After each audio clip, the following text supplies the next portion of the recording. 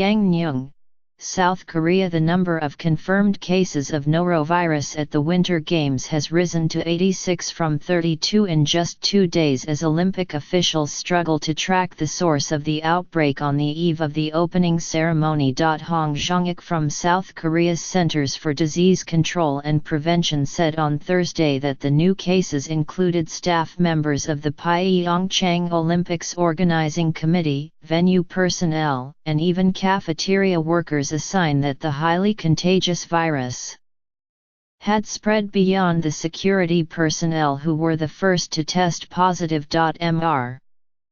Hong said that because more were still undergoing tests, the number of confirmed cases was likely to rise. After the outbreak was announced on Tuesday, 1,200 security workers were sequestered in their rooms.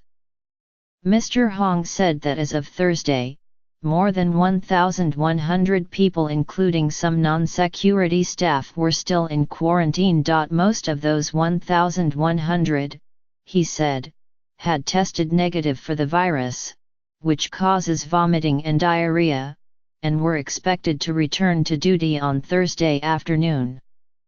To make up for the shortfall in security staffing, the government deployed 900 military personnel. We are still testing the food and water in all 3 venues, Mr. Hong said Thursday in a telephone interview. But we still haven't figured out the source yet. It's going to take some time. The investigation into the outbreak was initially focused on a youth training center in the Pyeongchang area, where many of the sickened security guards were staying. But the most recent update indicates that the virus may be traveling quickly across other Olympic areas. No athletes are known to have come down with the virus. The Games begin Friday and run through February 25. Norovirus, which is also known as cruise ship virus or winter vomiting flu, is typically spread through close contact with infected people or through contaminated food, water, or surfaces.